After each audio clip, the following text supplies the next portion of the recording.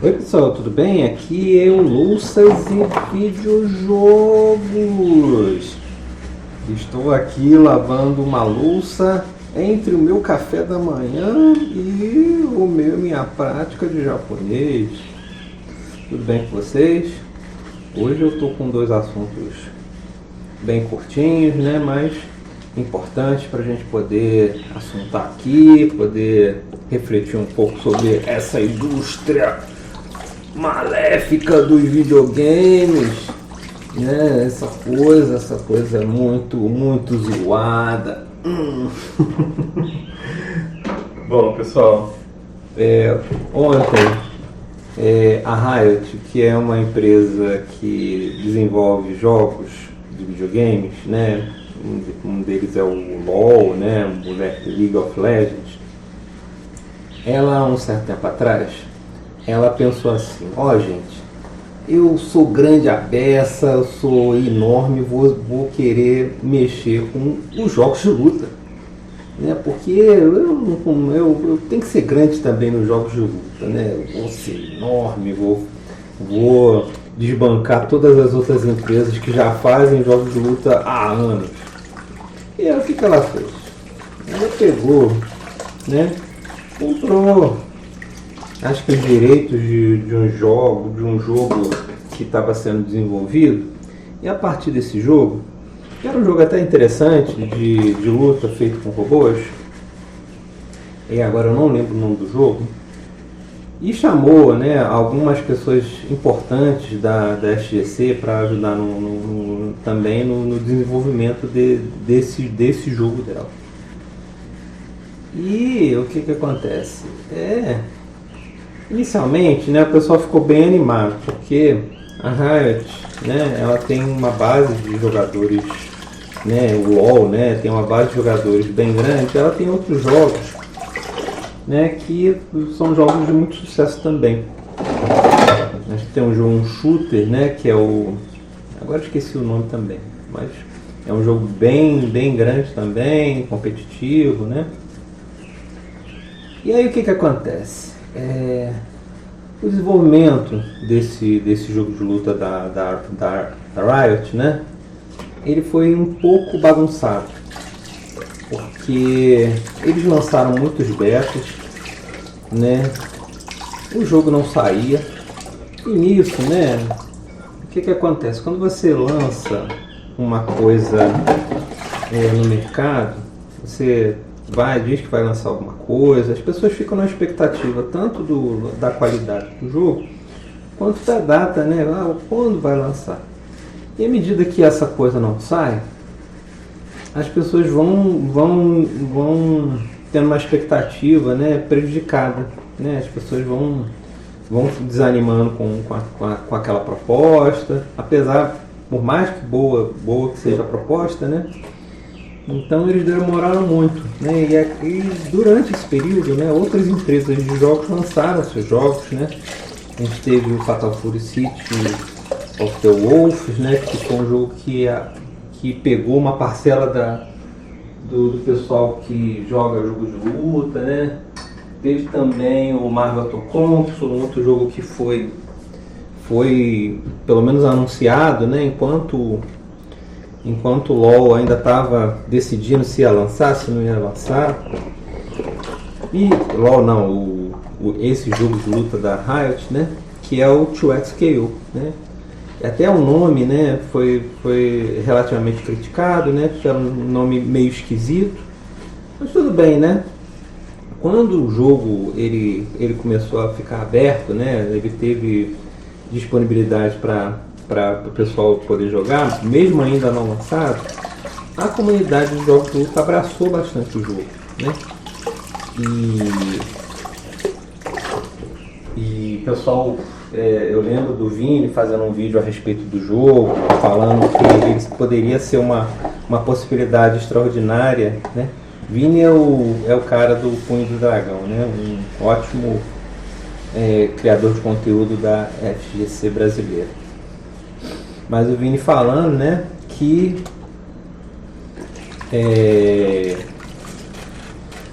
ele poderia ser um divisor de águas, porque ele tinha um desenho, né, que permitia novos jogadores entrarem dentro dos jogos de luta, né? E isso seria interessante, né? Você ter a possibilidade de mais usuários. Era um jogo que já utilizava personagens já consolidados do LoL, né? Então havia diversas coisas positivas, né, no que a Riot estava fazendo. Mas aí, né, com o lançamento do jogo e com o retorno, né, que a Riot teve a respeito do jogo, eles acharam que o retorno não era suficiente. E antes disso mesmo, né, eles já sinalizaram que a equipe do jogo ela seria reduzida, né? Teve uma redução de equipe, né, um desenvolvimento menos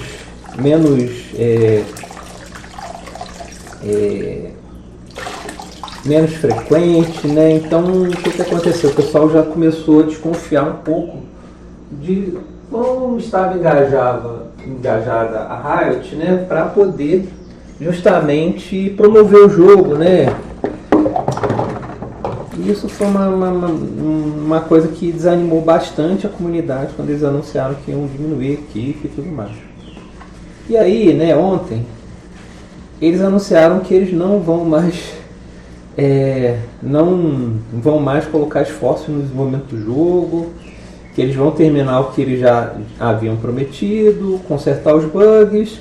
Eles informaram também que o servidor vai continuar online. O problema, né, é que, tipo assim, servidores, né, essa coisa de servidores online, esse suporte, né, essa infraestrutura para você poder jogar os jogos modernos, né, ela custa dinheiro. Então, tipo assim, você vai continuar gastando dinheiro num jogo que você não está mais desenvolvendo, que você não está mais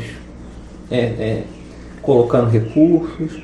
Então, acho que, tipo assim, eles falaram isso muito para o pessoal não chiar mais do que já estão chiando, mas em algum momento esse servidor vai ser desligado, né? Eu não acredito que... Então, acaba que você perde o engajamento de querer continuar aprendendo a jogar o 2XKO. As pessoas que se engajaram profissionalmente, né? Porque tem os jogadores profissionais, né? Tem os jogadores profissionais que se engajaram profissionalmente para aprender o jogo, para poder se mobilizar, né? Tipo assim, tem vários jogos de luta aí. E aí, quer dizer, você tem que meio que escolher o que você vai fazer com o seu tempo, né? Se você é um jogador profissional. E aí você escolhe o seu tempo para poder aprender o 2XKO, para poder disputar o 2XKO. E aí daqui a pouco o 2XKO diz, olha gente, acabou, né? Foi bom enquanto durou, mas acabou. Então, fica um negócio ruim, né? Porque é uma empresa grande que levantou um negócio, uma expectativa, né? Um tanto de coisa aí da comunidade FCC, tanto lá fora quanto aqui no Brasil. As pessoas se mobilizaram, se engajaram, né? Eu lembro do Brolinho fazendo lives a respeito do jogo. O Brolinho é um ex-jogador profissional, nutricionista, né? Que faz lives sobre Street Fighter 6, né? Muito bom as lives dele. Recomendo. sempre muito salgado com relação a Street Fighter 6. Mas ele falava bem do 2XKO, né? Tipo assim, jogava bastante, gostava do jogo. E eu também cheguei a jogar o jogo, né? Algumas vezes. Gosto muito do jogo, acho que ele é bonito, né? Ele pega as coisas que a Arc System fez, né? Tem essa coisa do gráfico cel shading, né? Dessas animações fluídas.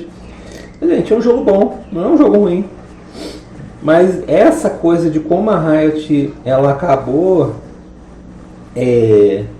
dando encaminhamento no desenvolvimento e na relação com a comunidade foi muito ruim, né? E aí o que acontece? A gente fica muito... acaba que a gente vai ficar mais, vamos dizer assim, conservador, né, na hora que a gente vai abraçar essas novas experiências. Eu particularmente hoje estou jogando o Street Fighter 6, né? De vez em quando jogo o Fatal Fury. Eu parei de jogar o Guilty Gear, mas sempre estou com aquela promessa de voltar, porque eu gosto bastante do jogo. Mas o que acontece? Eu já perdi muito a fé nessas grandes empresas, sabe, que vem prometendo muita coisa. Na verdade, elas estão só querendo mais lucro e não tem muita paciência, porque é isso, né? Você pode até ser grande num outro formato, em outros jogos, né? Em outro formato de jogos. Mas seria interessante ter um pouco mais de paciência, né? Para poder cultivar a comunidade, né? E fazer o jogo ficar maior, né? Mas eles não tiveram muita paciência, né? Eu acho que tem esse problema, né, de hoje em dia, né? Essas grandes empresas, elas às vezes elas são abertas em bolsa de valores, você tem os acionistas, e os acionistas ficam no negócio, eu quero crescimento, e aí nesse momento que o jogo ele precisaria, né, de ter mais tempo para poder criar uma base maior, para poder, né, acaba que existe uma pressão pelo jogo dar resultado, e às vezes não necessariamente ele está dando o resultado que os acionistas têm a expectativa, né? Ontem eu conversando com o Tadeu, né? Tipo assim, ele chateado porque também achava que o jogo era uma promessa, né? E a gente concordou, né? Que muita falta de paciência, muita falta de...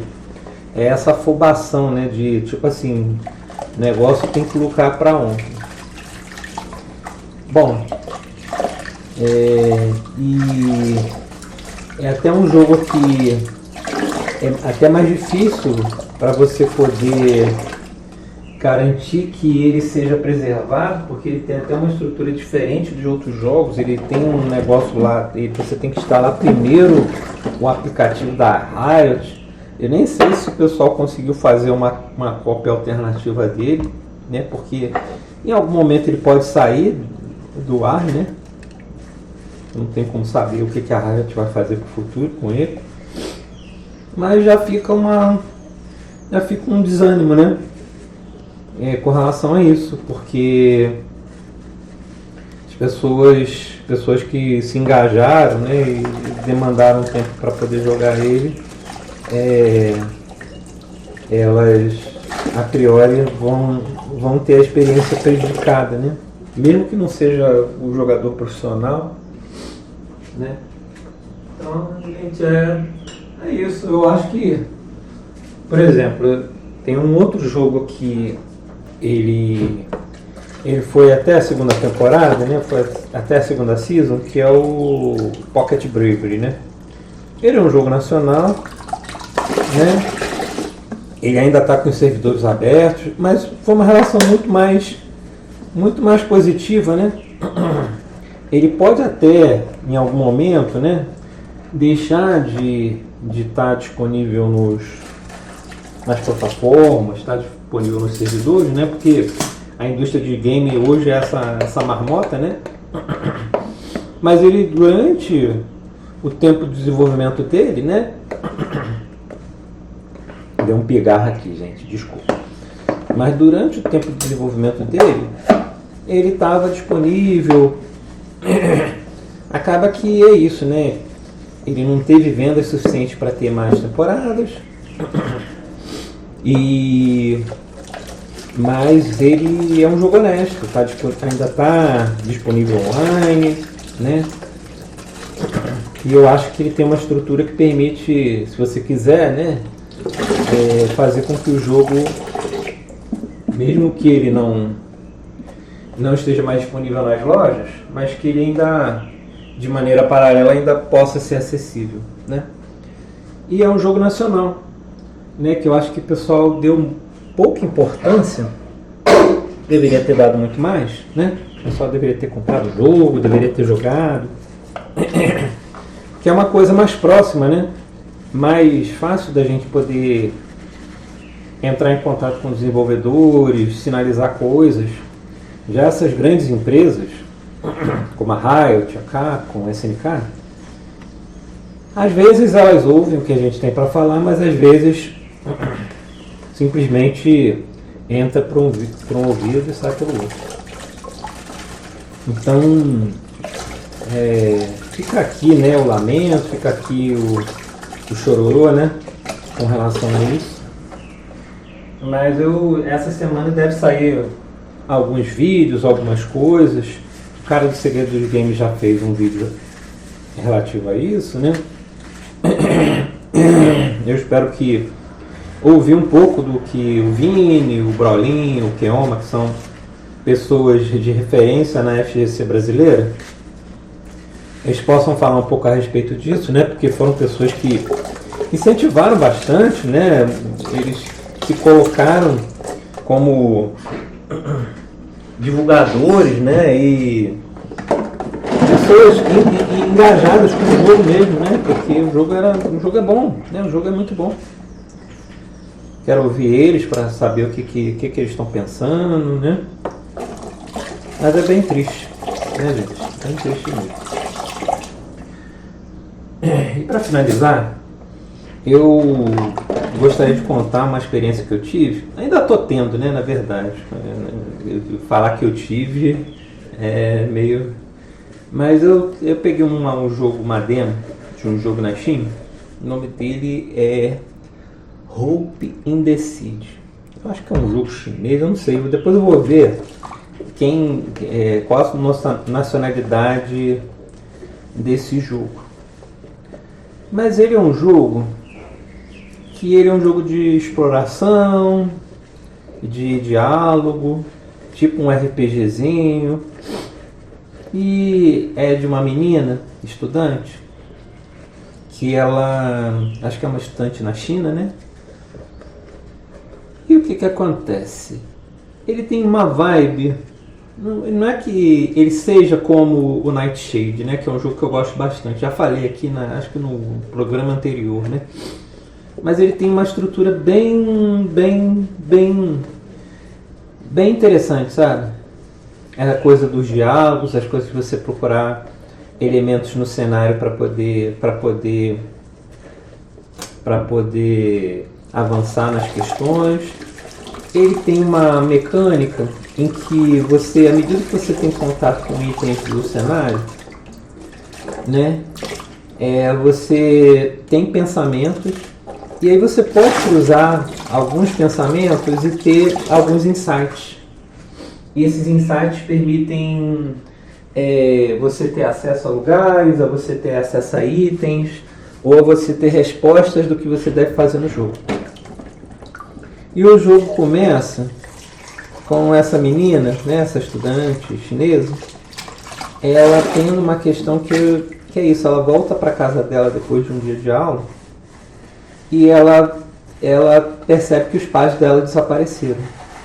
E vê a casa revirada, né? E começa a ficar pensando como é que aconteceu ali, para onde os pais dela foram, né? Então você meio que você está nessa questão e você tem que utilizar essas mecânicas, né? Você tem que se deslocar pelo cenário, pelos locais, para poder entender o que aconteceu com os pais dela, né? E eu gostei bastante, sabe? Acho que eu devo fazer um vídeo para esse jogo no canal. Mas eu estou aqui adiantando, né, que minha experiência foi positiva, né? E deu uma vibe um pouquinho de Nightshade. É lógico que Não é a mesma coisa de jeito nenhum, né? Mas eu estou muito propenso a jogar jogos mais parecidos assim, sabe? Que tenham essa vibe. Seja um RPG, você tem os itens. Tipo assim, ele não é um jogo muito complicado, porque tem alguns jogos assim que são muito complicados, né? Mas ele é um jogo simples, né? Ele tem uma concepção de arte que vai pro low poly, né? Bem low poly, né? Isso às vezes pode afastar algumas pessoas, às vezes pode interessar outras, né? Mas eu gostei bastante, sabe? Eu acho que deixo a recomendação aqui, né? Ele tá na Steam, né? Com uma demo. Não sei se ele já foi lançado, eu nem verifiquei isso. Isso é uma coisa boa, porque às vezes, se ele não foi lançado, eu posso colocar ele na minha wishlist, né? Mas eu gostei bastante. Bom, pessoal, minha louça está quase no finalzinho, né? Dessa vez não tive tanta conversa assim, minha louça estava meio cheia, né? Mas eu ainda estou muito interessado. Tem um perfil no. Acho que eu já devo ter falado desse perfil, mas vou falar aqui de novo. Tem um perfil no Twitter, né? Que é o Dante Retro Dev. E ele é um ótimo perfil, porque ele posta uns GIFs, né, de jogos e faz uma pequena descrição de jogos, e tem muita coisa que eu não conheço. Ele posta uns negócios assim que eu olho assim, caraca, que coisa maneira, como é que eu não vi isso? E vira e mexe ele tá postando. E aí é bom que ele me dá ideias de jogos para eu poder trazer pro canal, porque às vezes, né, eu fico pensando em jogos que seriam interessantes para eu poder trazer, mas minha memória não é muito boa, sabe? E às vezes tem jogos que são mais difíceis para trazer para o canal, né, e tudo mais, mas é um perfil ótimo. Dá uma procurada no Twitter, né? O nome dele é Dante Retro Dev. Bom demais, gente. Para você que quer descobrir jogos interessantes, jogos retrô, né? Ele geralmente está trazendo jogos antigos, né? Não traz jogos indies. Tem outros perfis para jogos indies no Twitter, né? Tudo mais, mas para jogos retrô, esse daí é muito bom, né? Bom, gente, eu vou ficando por aqui, tá certo? Um abraço para vocês e espero que vocês fiquem bem. Editado por Mauro César.